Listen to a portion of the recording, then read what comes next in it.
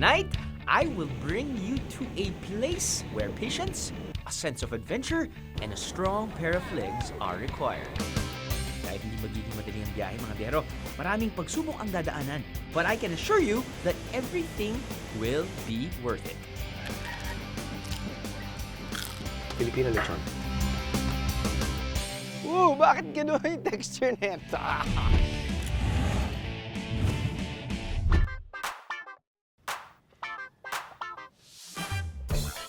Good morning mga biyahero! Isang masarap na breakfast muna bago ang ating action-packed na araw. So, eat up! Yup, we're going surfing today mga biyahero. Para sa mga surfing addicts, isa raw ang Borongan sa place to be. All year round kasi ang alon dito. Kadalasan, marami at malalaki. Pero meron din palang tinatawag na surf-friendly waves. Paano nyo ba malalaman kung, oy, okay to? Mukhang okay itong oras na to para mag-surf. Ano? Pag may na yung hangin, saka yung dagat, medyo kalmado na. Tapos yung alon, maganda talaga yung pool. Gusto naman namin ng hangin, pero galing dapat sa bukid. Para pag yung alon, mas matagal. Oh, mas napoporma siya pag naharap ng hangin. Ba, mukhang masusubok ang surfing skills ko ngayong umaga. Surf lang ako sa web. Last ka na yan.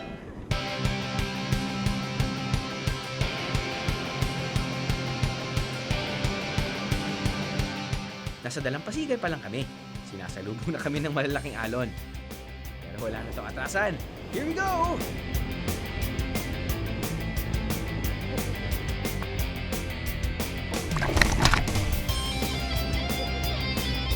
Habang ang grupo nila Boyet ay ilang beses na nakatayo sa alon, ako...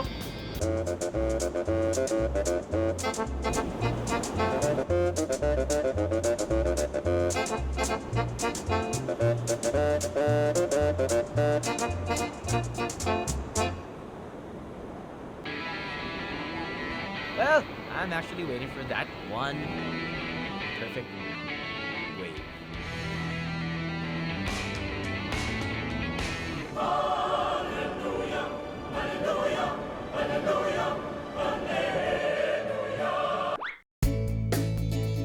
Hirap naman kasi talaga kapag hindi ka parati nagsisurf, di ba? Kailan ba ako nagsisurf? Kapag meron tayong feature. Surigao or whatever, doon yun. But, ang maganda dito for surfers or surfing enthusiasts, kapag nahulog kayo, walang mga bato. Yun yung okay doon. So parang, kasi sa Surigao, and some parts of La Union, kapag nahulog ka, hindi mo lang iisipin yung ulo mo eh. Dahil syempre, pwedeng tumama sa iyo yung board. Hindi lang iisipin mo yung tubig, baka malunod ka. Iisipin mo pa yung bato na aapakan mo. At least for this one, even though nawawash out ka ng waves, just land if you do decide to land, or if you are able to land, or just like cover your head. So the whole time I was just covering my head, which is not a good sign. Oh well, at least we can come back and try the waves of Borongan again. Surf's up. Scuba pala yan. Surf's up.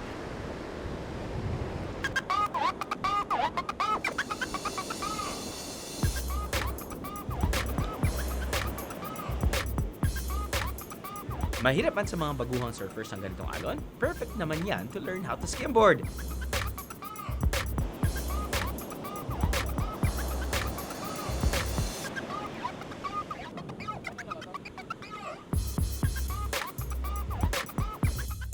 At nandito na rin lang tayo. Pwede ba namang hindi natin to subukan? Looks easy, no? Now my turn.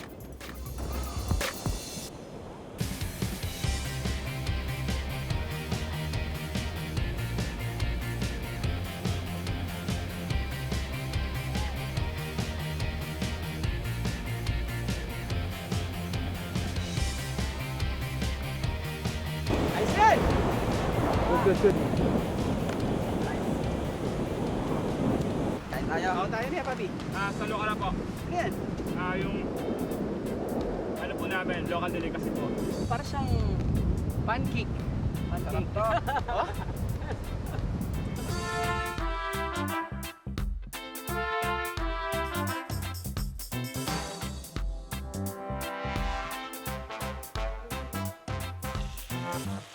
Tulad ng pancake, sa umaga rin niluluto ang salukara.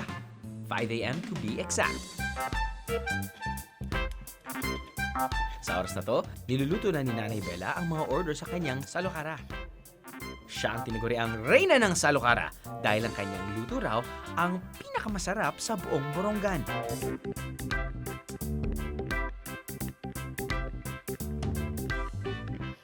Niyog, asukal, malagkit at tuba lang ang kailangan para makagawa ng mixture ng salukara. Pag nahalo na ang mga to, maaari nang iluto tulad ng pancake. After a few minutes, may masarap at mainit ka ng salukara. Sa halagang 7 pesos for 1 or 3 for 20 pesos, siguradong busog ka na.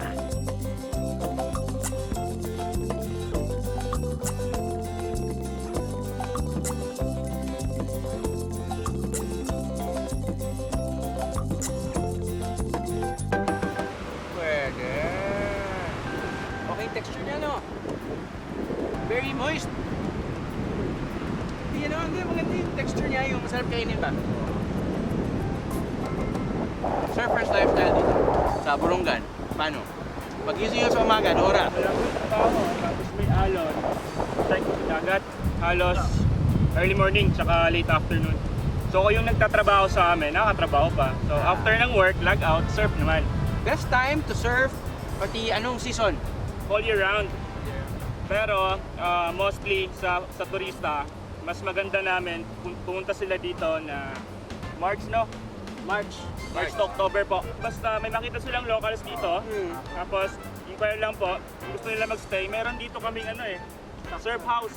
Yung mga locals dito, nag-o-offer din ng tour, actually. Tsaka surf lesson.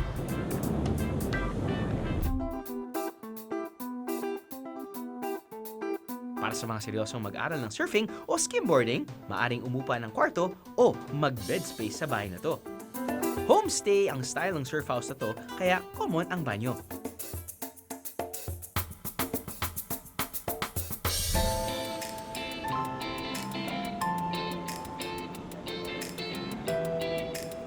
At dahil parte na ng taga-Borongan ng surfing, hindi nakakagulat na may sikat na surfer mula rito. Siya si Roderick Manoy Bazar, ang surfing champion na makailang beses nang nanalo sa mga local at international competition. Katunayan, isa siya sa representative ng Pilipinas sa isang surfing competition sa Amerika noong nakaraang taon.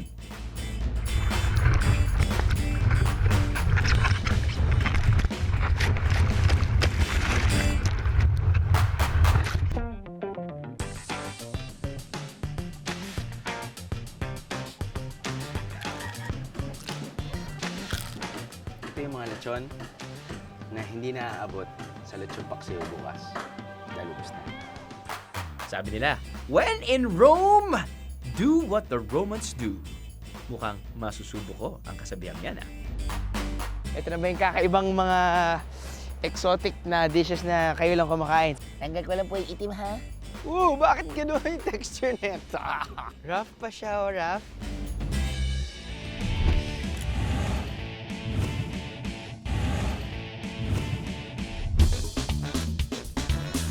Say hello to Lechon de Borongan.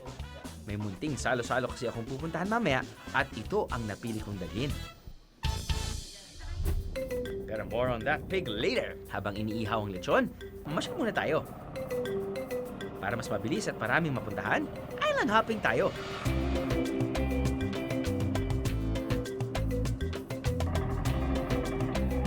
Welcome to Monbon Island.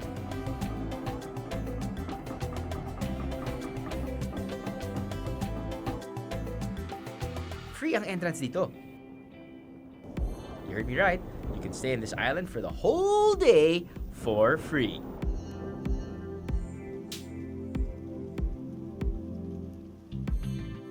Pwede mag-swimming, snorkeling,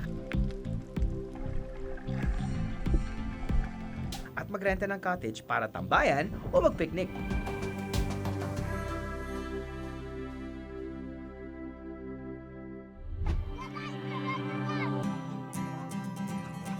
Bistahin naman natin ang Ando Island. Nagsisilbi itong tirahan ng ilang mga taga-Borongan.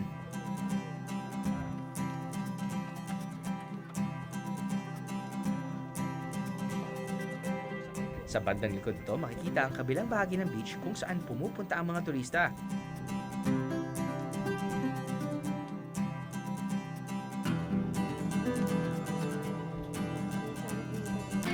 Ang entrance fee, 5 pesos. Jackpot ka na rin dyan dahil may magandang beach na pwedeng tambayan.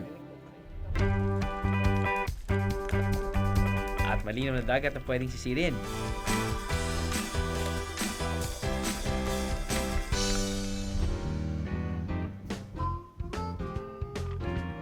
Dito ka rin pwedeng makatikim ng ilang local delicacies tulad na lang ng seashells na to.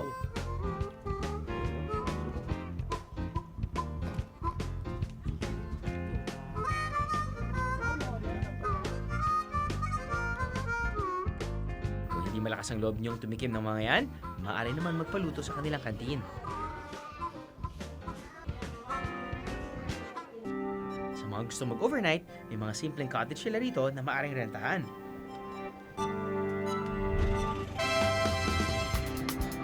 Binubuo rin ng isang barangay ang Isla Divinubo. Ito raw isa sa madalas sa puntahan ng mga turista sa probinsya. Simple na lamang ang mga cottage na itinayo sa dalampasigan matapos sirain ng 2 bagyo ang mga nauna.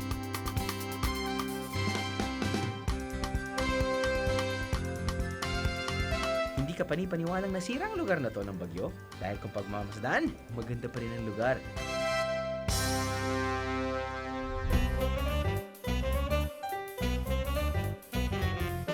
Maging ang mga yamang dagat ng lugar, mukhang sagana pa rin, oh. Ang ebidensya, ang naglalakihang lobsters na to. Presenting, Aswang Lobster! Oh my God! Nakakatakot! Sa sobrang laki, maaring kakainin ka nito. Maaring 3 hanggang 4 na tao ang kumain nito.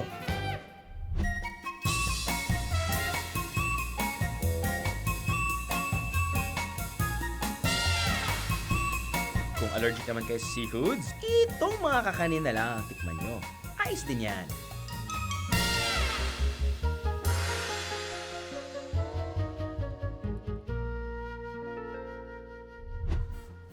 Kinoy, kamusta?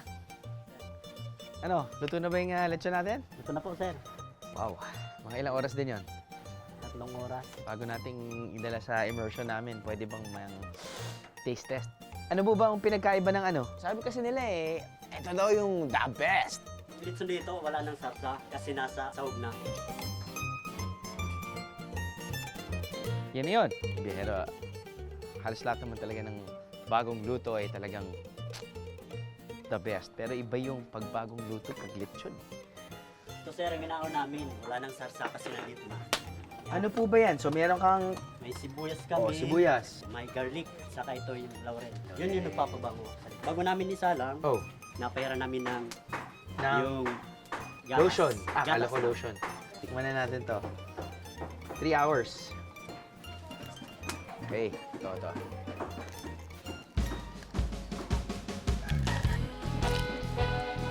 As expected. Walang islang spa. Itong, kuya, pwede mo ba akong kunin ng yung may laman?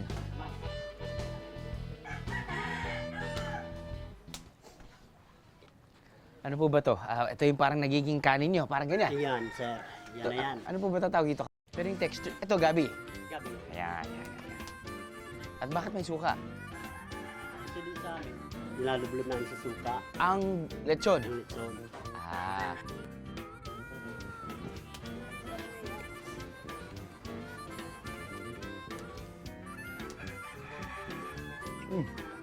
Dapat may balat eh. Ito po yung balat.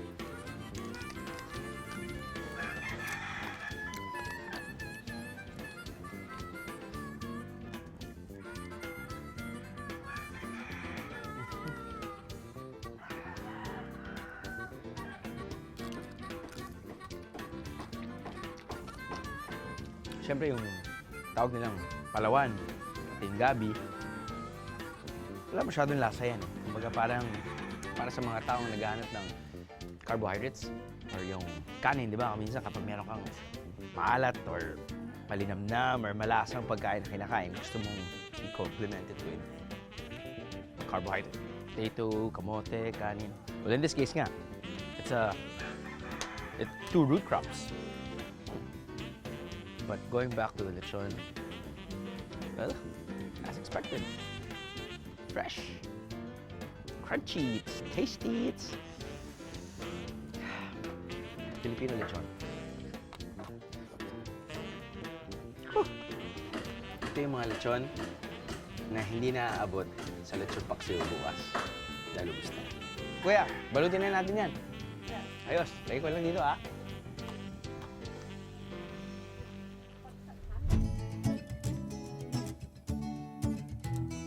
Dito raw magaganap ang munting salo-salo sa Hilangagad Beach sa Barangay Punta Maria.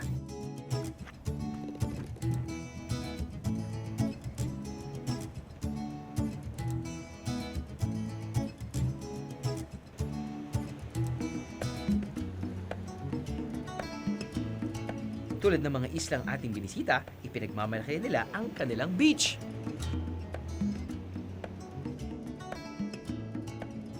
Hindi lang dahil sa magandang tanawin, kundi dahil sa mga yamang dagat dito. Nako, ma'am, yan na po yung in-order namin. Ito na ba yung kakaibang mga exotic na dishes na kayo lang kumakain? Sige po, ano po ba yung nahuli nyo? Taru? Kog. Okay, tarukog. Ulnitan. Ulnitan. Ito po ay... Araka. Bakit po parang lahat yata ng pangalan ang hirap bigkasin? Ito, baka talagang ito yung mga hindi talaga kailangan kainin. Kinakain talaga. Kinakain talaga yan, ma'am. Matagal na po ba? At normal pa rin yung mga tao. Malakas na malakas. Malakas na malakas pa din. Paano po ba yan? Pakukulan po ba muna yan? Paano po ba yan? Alilinisin muna. Sige. Lutuin niyo po. Ako'y magbumuni-muni at magdadasal kung sana'y kayanin ko yung kakainin ko mamaya. Ay.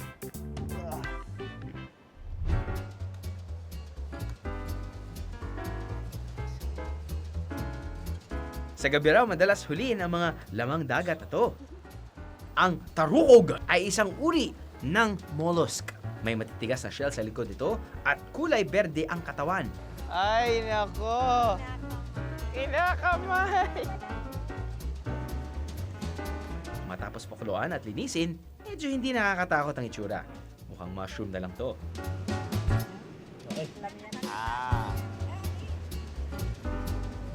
Ang mukhang caterpillar naman na ulnitan ay hiniwa sa gitna at saka kinuha ang laman. Yun naman pala ang parting pwedeng kainin. Pero ang arakaak, kahit matapos linisin, parang walang nagbago. Medyo numipis lang ang balat. Baka kailangan pumikit ako para makain to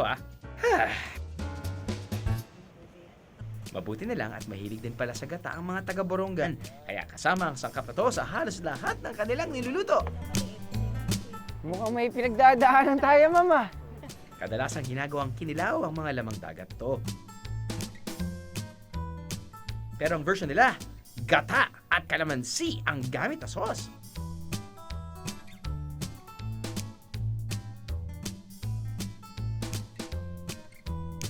Inadobo at ginataan naman ang tarukog at arakaak.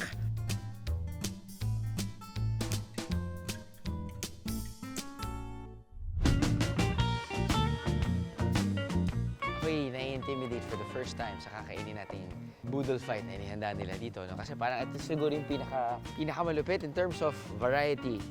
Ito, hindi lang inihaw na baboy, hindi lang simple seafood na usually nakakain natin. May crab, mini lobster, siyempre may isda, may lechon. Ito kakaiba talaga to. Ito yung dinala natin. Meron din silang ganga. Meron silang kakaibang root crop na tawag nila Palawan. Hindi naman to Palawan. Nandito tayo ngayon sa Samar. Pero ang kakaiba sa lahat ng pagkain na to ay itong tatlo. Unahin na muna natin to. Ito ay tarukog. Pero ito, luto ay ginawa nilang adobo. Ito, pinakuluan lang for like mga 3 minutes lang. Hindi para lutuin, para lang matanggal yung mga excess dirt, no? Ito naman, ulnitan. Ito yata yung parang slug. Anyway, kinilaw to. At yung kanilang pagkilaw kasi hindi lang suka eh. In this case, ginawa nila fresh. kata. At hindi vinegar, kalamansi. So, nandyan yung acid, tas nandyan din yung gata. So, unahin muna natin ang seafood A. Whole.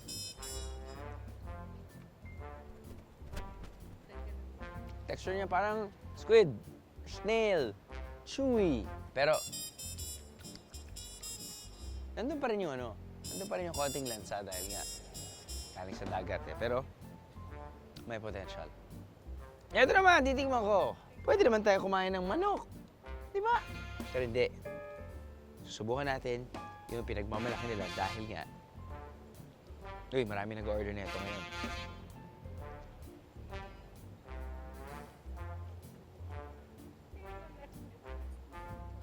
Kanina. Malutong siya. Siyempre, hindi pa naluto eh. Pero, texture niya, parang kinilaw. Kinilaw naman talaga siya. At in fairness, wala siyang aftertaste. Bakit gano'n yung texture nito? Rough pa siya, rough.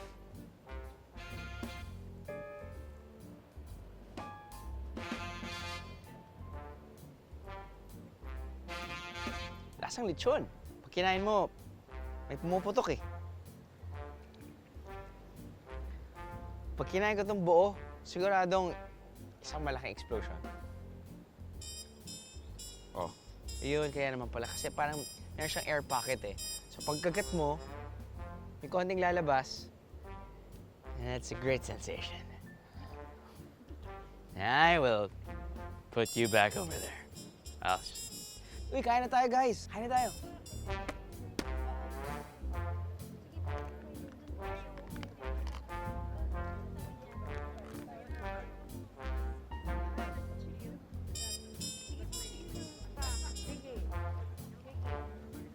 Kain na.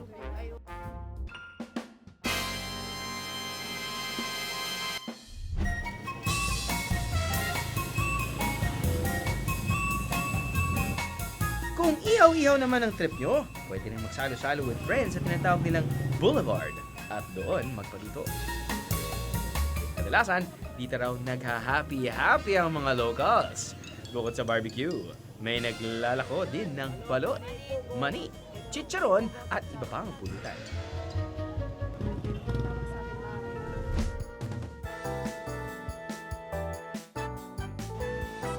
Nananakit ba ang inyong katawan sa ating activities?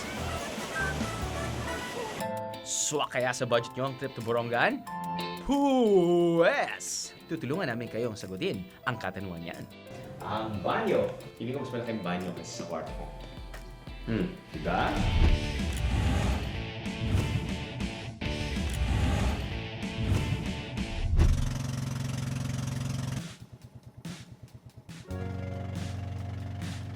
Para naman sa mahilig maglakad o mag-trekking, ito ang next activity natin ang bagay sa inyo.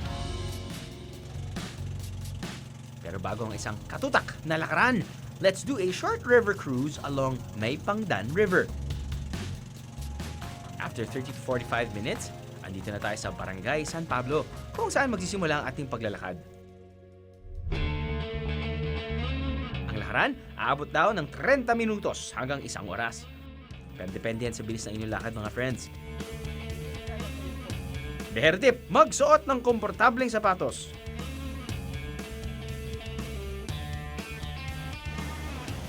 Sa wakas, narating din natin ang Pangunga Falls.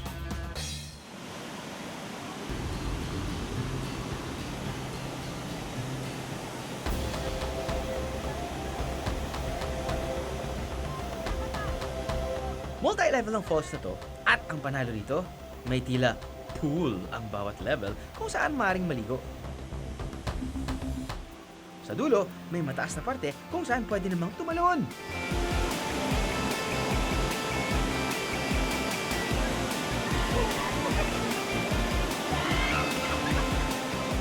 Trip tumalon, pumwesto na sa unahang parte ng falls, kung saan may pool din sa ilalim mismo na bumabaksak na tubig.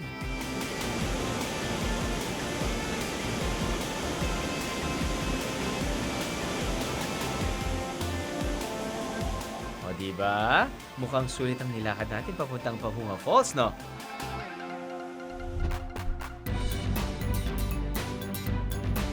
Bukod sa mga falls, dinarayo din ang mga kuweba dito sa Borongan. Bilang lakaran ang gagawin, kinakailangan din lumusong para makarating sa bukana ng kuweba. Ihanda ang sarili dahil aabot sa 30 to 45 minutes ang trekking. Finally, Talubagnan Cave. Ano kaya meron sa loob nito?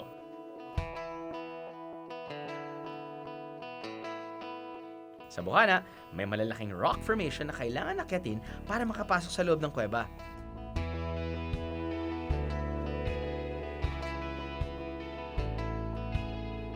Sa loob, nariyan ang mga rock formation, mga paniki at ilang parte ng kuweba na kumikinang.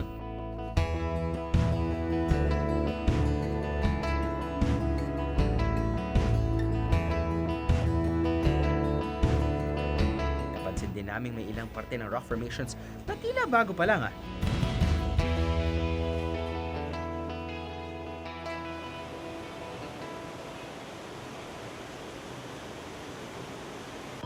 Pero talagang sorpresa ng kuwebang ito ay ang swimming pool at mini falls nito.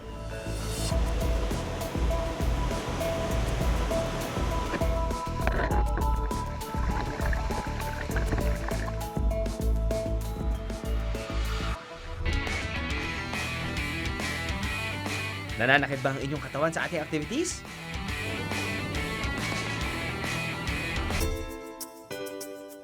Isang masarap na masahe lang ang sagot dyan. Sigurado kong mapapahimbing ang tulog nyo matapos ang masarap na masahe. Good night, viajeros! See you in the morning. Mua mua, chup chup mua mua. So, let's take a cruise, shall we? Dito sa Suribao River, maaaring sumakay ng bangka para mamasyal sa ilang parte ng ilog.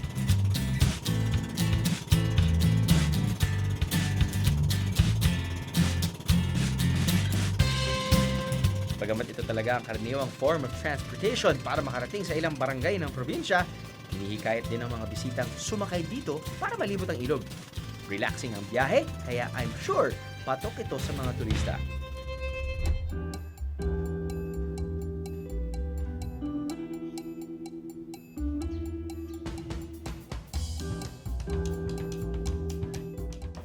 Good morning. Pasok tayo dito sa kwarto ko sa Boro Bay Hotel sa Borongan. Papasok nyo, gandang cabinet, gandang cortina, very Filipina, old-fashioned. Kama, komportable, sarap ang tulog ko. Meron kang saktong flat screen TV, kung gusto mo ng TV. Meron kang maliit na refrigerator at pwede kang maglagay ng tubig or any drinks na pwede mong bilhin outside. Ang banyo, hindi ko mas malaking banyo kasi sa kwarto ko. Diba? Diba? May bathtub at yung shower, medyo komplikado. Hindi ko alam kung saan lalabas yung tubig. Pag ganun ko, umitingin ako sa shower head, nanggaling yung tubig sa baba. But, yun. Lakas ng tubig. At, kung kasama mo ang asawa mo, no problem.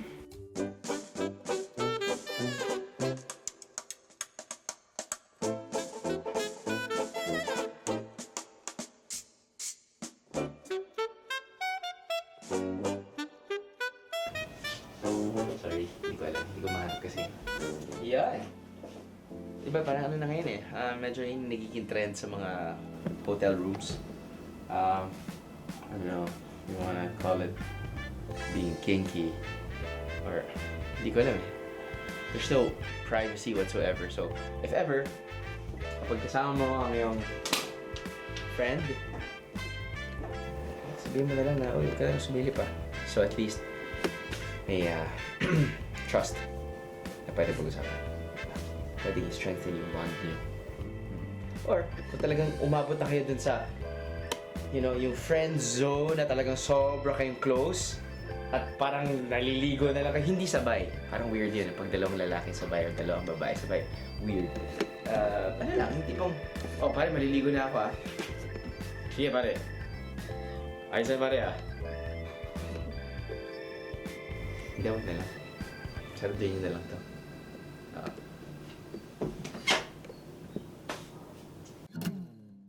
Malapit sa Kapitolyo, makikita ang hotel na to kung saan ibinibida nila ang kanilang presidential suite na may receiving area, flat screen TV, ref, at extra bed para sa chaperone. Sa master's bedroom may queen-size bed at sariling banyo na may bathtub. Swak din sa budget ng pamilya ang kanilang family room na good for 6 biyaheros. Ang bathroom sink, comfort room at shower room ay magkakahiwalay para pwedeng magamit ng sabay-sabay ng mga bisita. Lahat ng package ay may kasamang breakfast at free use ng kanilang swimming pool.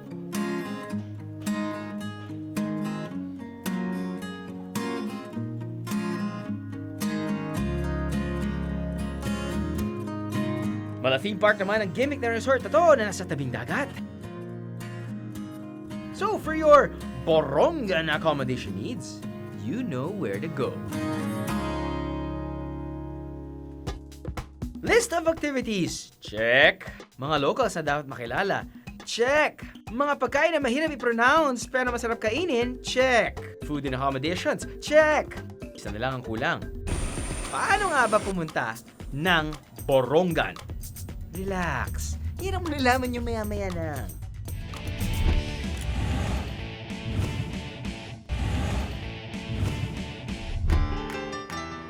Nako, kinakati na ba ang paa nyo pumuntang Borongan Eastern Samar? Ha? Well, napakadali lang mga biyero. Sakay lang kayo ng eroplano papuntang Tacloban. Hop into a van heading to Borongan. Ihanda ang mga neck pillow para masarap ang tulog at pumwesto ng mabuti for a 3 to 4 hour ride.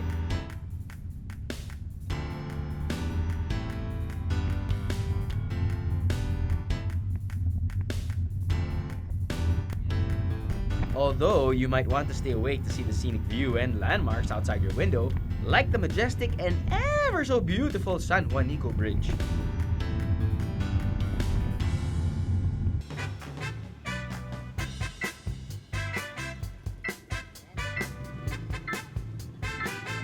Welcome to Borongan.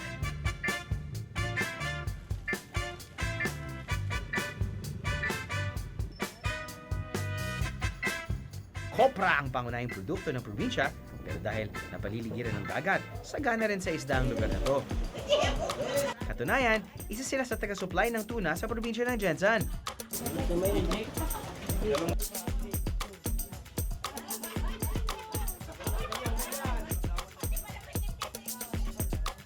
Kung gusto nyo makatikim ng tuna, bumisita lang sa Bagsakan at maaari nang pumili ng iba't ibang klase at laki nito. Naku, ang sarap ihawin yan.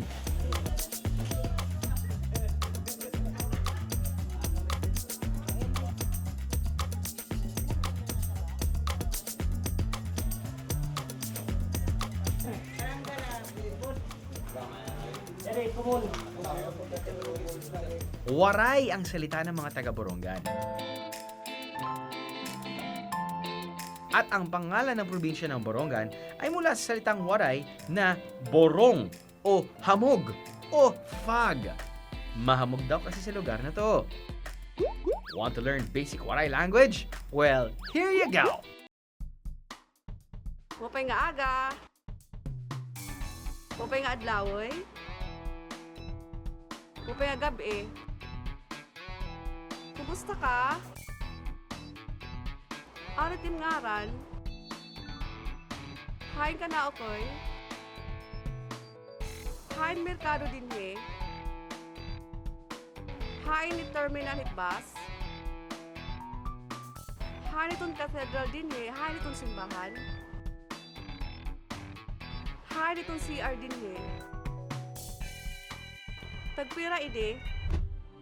Matinding sinalanta ng bagyong Yolanda at Ruby ang probinsya ng Borongan. Para sa isang bisitang tulad ko, hindi ko napansin ang paninirang dulot ng bagyo. Sa tingin ko nga mas napaganda pa ang mga tanawin at lugar sa probinsya. Nabigyan pa nga ng kakaibang karakter kumbaga.